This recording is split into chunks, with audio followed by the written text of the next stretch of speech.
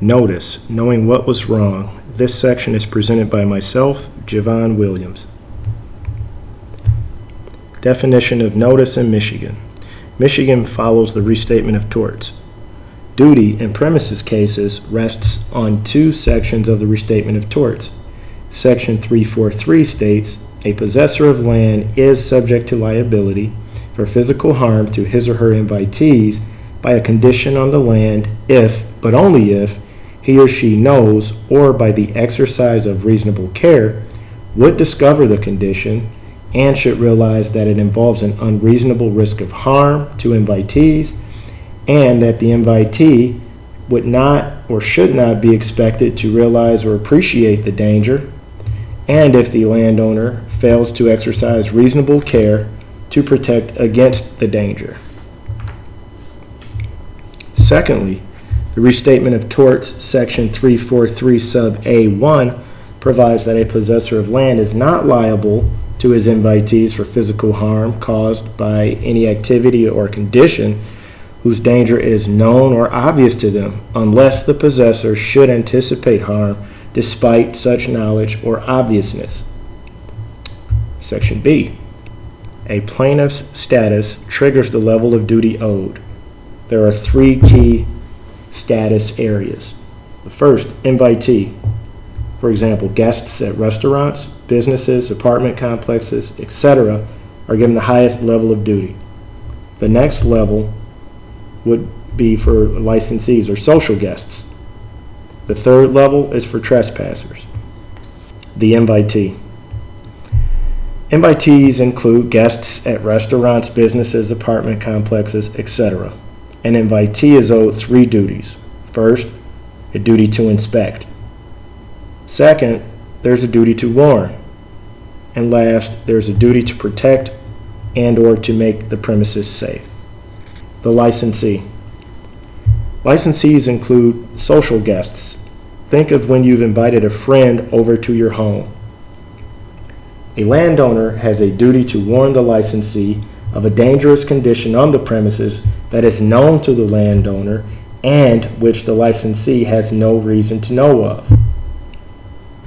There is no duty to inspect the premises to ensure that it is safe for the licensee.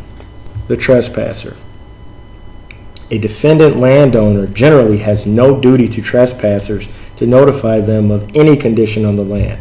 However, landowners may not actively injure trespassers in an effort to keep them off of their property.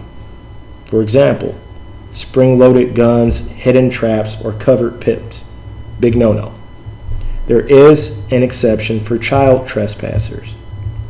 A landowner owes a duty to the child trespasser if a condition may be considered an attractive nuisance. Key considerations. Is the place where the condition exists one which the landowner knows or has reason to know that kids are likely to trespass? If so, does the landowner have reason to know that the condition could involve death or great bodily harm to children? Further, is it reasonable to assume that children will not discover or appreciate the risks associated with engaging the condition? Also, does the potential risk to children outweigh the landowner's utility of maintaining the condition, or does the risk outweigh the burden of eliminating the danger? Lastly, did the landowner fail to act reasonably to eliminate the danger or to protect children? Again, these are key considerations. Common examples of duties owed to business invitees. Items on floors, aisles, and conditions in store. Storekeepers have a duty to provide safe areas for their customers. Liability may be found where the storekeeper or employee created the condition or the condition existed for a sufficient amount of time that the storekeeper should have known of the condition. Snow and ice removal. Businesses should take action to remediate ice and snow hazards to reduce the likelihood of injury to invitees and customers. Plaintiffs' claims may survive if they can demonstrate that the possessor of land had actual or constructive notice of the defect. What about criminal acts of third parties? Generally speaking, Merchants have no obligation to anticipate the criminal acts of third parties and are not obligated to do anything more than reasonably expedite the involvement of police once criminal activity becomes apparent. Key consideration for businesses when dealing with potentially dangerous conditions on the premises. 1. What condition was involved?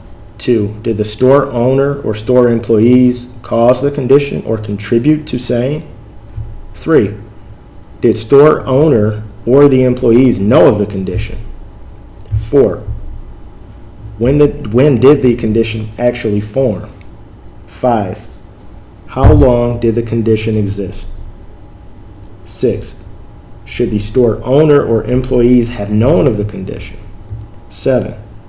The frequency of the condition or of similar conditions on the premises, including the same location. 8. Who or what caused the condition to form? 9. When did the property or premises owner become aware of the condition? Again, key issues to focus on. Let's talk safety tips, best practices. One should document how the condition came to be. Was it by the defendant's own doing or a third party's action? When did the condition begin? When did the condition end? Photograph the area, if at all possible, and the condition of the premises. When was the area last inspected? When was it initially inspected? What are the methods of reporting? Was this by customer, employee? Was there an incident report form, etc.? One should also document the people working or witnesses to the incident with as much contact information as possible. Key decisions. Lowry versus LMPJ. This is a 2016 case that was before the Michigan Supreme Court. Part of the ruling was that summary disposition is appropriate and proper where a plaintiff fails to present sufficient proof of notice. Defendants do not have the burden to prove lack of notice. The Pugno decision. This is a published case from 2018, which was before our Court of Appeals.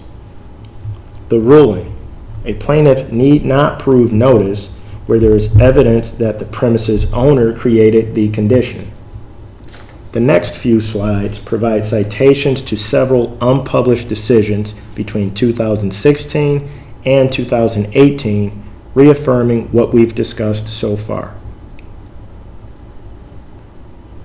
The Butler versus Gold Mountain Inc. decision. This is an unpublished case that was before a Court of Appeals panel. The court made it abundantly clear that a plaintiff cannot create a question of fact for notice merely based upon the plaintiff's expert disagreeing with a witness's personal observations. The Safakody case. This is another unpublished decision. The key takeaway: summary disposition may be appropriate if a plaintiff fails to establish when the hazard actually arose. The Graybill decision. This is an unpublished case from 2020. The court found that evidence regarding how long the defect existed is required. The fact that a possessor of land failed to discover a defect may not rise to the level of active negligence. The DeClark opinion. This is another unpublished case from 2020. The key takeaway: where there is no evidence that the alleged defect had existed for an extended period of time or that it was of such character that it should have been discovered, summary disposition may be appropriate. Thank you for attending Notice, Knowing What's Wrong.